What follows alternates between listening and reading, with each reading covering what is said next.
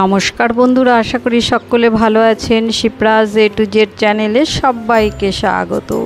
তো বন্ধুরা, সকালবেলায় উঠে সকালের যে সমস্ত কাজ আছে সেগুলো আমি করে নিয়ে এবারে কিচেনে এসেছি। কিচেনে এসে রোজের মতো প্রথমেই আমি একটু রান্নাঘরের স্ল্যাব আর এই গ্যাস এগুলো একটু মুছে নিলাম, কারণ একটু পোকা টোকা এগুলো তো রাতের বেলায় ঘোরাঘুরি করে, সেই জন্যে মুছে নিয়েছি। তারপর লাল চা করে নিলাম, মানে লিকার চা। সকালবেলায় সবাই লিকার চা খাবে, তো লিকার চা করে নিয়ে সবাই আমরা খেয়ে নিলাম। খেয়ে স্নান করে তারপর এই যে দেখুন পুজো করে নিচ্ছি।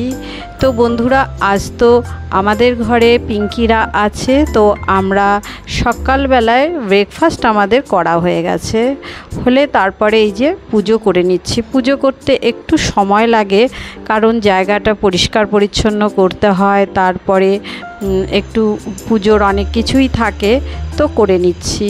তবে পুজো করার যে অনেক নিয়ম সেগুলো কিন্তু আমি করি না বা আমি পারিও না, তো যতটুকু পারি সেটুকু দিয়েই আমি ঠাকুর সেবা করি। তারপর কিচেনে চলে এলাম, এসে যে সবজি টবজি অল্প স্বল্প কেটে নিয়েছি, মানে পটল কেটেছি আর এই যে পোস্ত বেটে নিয়েছি, পটল পোস্ত হবে। আর আলু আর ডিমটা আমি সিদ্ধ করে নিয়েছি, আলু আর ডিমের ডালনা হবে। কারণ আজকে আমরা সবাই মিলে বিকেলে একটু ঘুরতে যাব, সেই জন্যে অল্প স্বল্প রান্না করে খাওয়া দাওয়া করে রেস্ট করে বিকেলে বেড়াতে যাব। আর এইদিকে কি করেছি, ওইদিকে কিছুটা দুধ আমি খুব ঘন করে ফুটিয়ে নিয়েছি। এই আইসক্রিমের মিশ্রণের মধ্যে দিয়েছি কাজু আমন্ড পেস্ট করে আর স্ট্রবেরি ফ্লেভার দিয়েছি, তাতে রঙটা এরকম হয়েছে। আর ফ্লেভারের জন্যে এলাচ দিয়েছি। তো এবারে আমি এটাকে 8-9 ঘন্টার জন্য ডিপ ফ্রিজে রেখে দেব। তবে আইসক্রিমটা আজ আর দেখানো যাবে না, কারণ আজ আইসক্রিমটা জমবে না। এর পরের ভিডিওতে অবশ্যই আইসক্রিমটা আপনাদের মধ্যে শেয়ার করব। এইদিকে পিঙ্কি একটু শাক বাছছে, বলছে সবাই বলেছে যে শাক ভাজা খাবো, তাই অনেকটা শাক নিয়ে আসা হয়েছে, সেটাই পিঙ্কি বাছাবাছি করছে। তো এইদিকে রান্না টান্না আমার প্রায় কমপ্লিট হয়ে গেল। আর এদিকে এই দেখুন দুধ বসিয়েছি, আর পিঙ্কি হচ্ছে লিকার চা সকালে খায়, আর এরকম দুপুরবেলায় একটু দুধ চা আর সন্ধ্যাবেলায় দুধ চা খায়, নইলে ওর মাথা যন্ত্রণা হয়। তো ওর জন্য একটু দুধ চা করেছি, আর সামান্য একটু বেশি হয়েছে সেটা ওর কাকা খেয়ে নেবে। আর এইদিকে পিঙ্কি শাকগুলো খুব ভালো করে বাছা হয়ে গেছে, তারপরে খুব ভালো করে আমি 3-4 বার জল চেঞ্জ করে ধুয়ে কেটে নিয়েছি। এরপরে রান্নাগুলো কমপ্লিট করে ফেললাম। তো সমস্ত রান্নাগুলো সবার কাছে খুব ভালো লেগেছে, সবাই খেতে বসে বলছিল সব রান্নাগুলো ভালো হয়েছে, ডিমের ঝোলটা নাকি খুবই সুন্দর লেগেছে।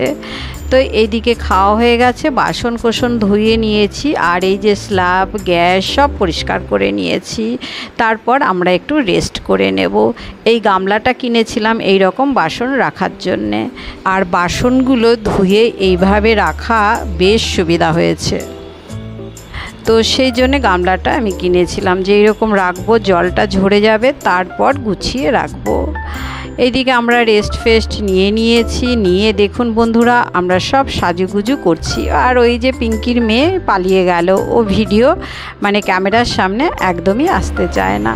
তো বন্ধুরা অবশ্যই সঙ্গে থাকুন, একদম স্কিপ করবেন না। এই যে পিঙ্কি আমাকে জিজ্ঞেস করছিল সানগ্লাস নেব কি না কাকিমা, তো আমি বললাম যে এখন তো বেলাই হয়ে গেছে, আর দরকার নেই। তো এই আর কি। তো বন্ধুরা আমরা এবার রেডি হয়ে বেরিয়ে পড়লাম। তো আমরা মেট্রো করে এই যে রবীন্দ্র সদনে এলাম। তো এখান থেকে আমরা যাব ভিক্টোরিয়াতে, কারণ ওদের ইচ্ছা ভিক্টোরিয়া একটু দর্শন করার। তো এটা তো ভীষণই ভালো, কলকাতায় বেড়াতে আসলে ভিক্টোরিয়া পার্ক আসবে না, এটা তো কখনোই হয় না। কিন্তু কি হলো জানেন বন্ধুরা, আমরা এসেছি, তার মধ্যে টিকিট দেওয়া বন্ধ হয়ে গেল। তো আমাদের আর ভিক্টোরিয়া ঘোরা হলো না। যদিও আমি আগে ঘুরেছি, কিন্তু এই বাচ্চা দুটোকে নিয়ে আসা হলো, অথচ ওদের আর ভিক্টোরিয়া ঘোরা হলো না, কারণ আমরা টাইমে পৌঁছাতে পারিনি। 5টার মধ্যে টিকিট দেওয়া বন্ধ হয়ে যায় এবং 5টার মধ্যে ভেতরে যারা থাকে তাদেরকেও বের করে দেওয়া হয়। তো আবার একদিন আসা হবে, তো সেই দিন ওরা দেখবে। আর আমরা এখান থেকেই একটু দেখে নিচ্ছি গেট থেকে, আর একটু ভিডিও করে নিলাম। তো দেখতে খুবই ভালো লাগছে, আরও সন্ধ্যা হয়ে গেছে বলে আরও বেশি সুন্দর লাগছে। তারপর এখন আমরা রোডের দিকে চলে এলাম। আর এখানে রয়েছে যে টাঙেওয়ালা বা টমটম গাড়ি, বেশ ভালো লাগছে। অনেক টমটম গাড়িগুলো সারি সারি হয়ে দাঁড়িয়ে আছে। তো এবার আমরা একটা ট্যাক্সি করে যাচ্ছি ধর্মতলা। তো ধর্মতলা আমি এর আগে কখনো আসিনি, এই প্রথম এসেছি। দেখুন এই ধর্মতলার এই মার্কেটটা বেশ সুন্দর। এখানে রয়েছে লিফট, এই লিফটগুলোকে পেন্সিল লিফট বলে, এই যে পেন্সিলের মতো দেখতে। আর এখানে ভীষণ লোকজনের ভিড় রয়েছে, আর চারিদিকটা দোকানপাট রয়েছে, ছোট ছোট মল, বড় মল, অনেক কিছুই রয়েছে। তো আমরা এখানে একটু মার্কেটিংও করেছি, আর সেইগুলো আর দেখানো হলো না মার্কেটিংগুলো। আর এই নিচটাতে রয়েছে দেখুন জল, আর জলের মধ্যে রয়েছে প্রচুর পরিমাণে মাছ। মাছগুলো দেখতে খুবই ভালো লাগছে, অসাধারণ লাগছে দেখুন। আর ছোট নয়, সব বড় বড় মাছ, অনেক মাছ রয়েছে। আর এই জলাশয়ের চারিদিকটায় দোকান রয়েছে, অনেকেই বসে আছে, চেয়ার পাতা রয়েছে, চেয়ারে বসে বসে এই সৌন্দর্য উপভোগ করছে। এবারে আসি কমেন্টসের কথায়। এর আগের ব্লগে বলেছিলাম যে দুটো বোনের কথা বলবো, তো তাদের মধ্যে একটি বোন হচ্ছে me and my twin baby চ্যানেলের সুষমা। ও আমাকে বলেছে দিদিভাই তুমি একটু রেস্ট নিয়ে ডাস্টিং করবে। তো আমার কথাটা ভীষণ ভালো লেগেছে, তো সেই জন্যেই আমি বললাম আপনাদের মধ্যে। আরেকটি বোন হচ্ছে এসএস কিচেন থেকে শেফালি। ও বলেছে দিদিভাই তোমার অনেক কষ্ট হচ্ছে কাজ করতে, তাই বোন তোমরা এভাবেই আমাকে সাপোর্ট করো, আমিও তোমাদের সঙ্গে থাকবো। আর সব বন্ধুদের বলবো আপনারা এই দুটি বোনকে অবশ্যই বন্ধু করে নিতে পারেন, ফুল সাপোর্ট পাবেন। তো আর সব বন্ধুদের নাম এখন আমি বললাম না, একটা ভিডিওতে তো অত বলা যায় না। তো বন্ধুরা আপনারা কিচ্ছু মাইন্ড করবেন না, আপনাদের কথাও এভাবে আমি বলবো। আপনাদেরকেও আমার ভীষণ পছন্দ এবং আপনারাও আমাকে ভীষণ সাপোর্ট করেন।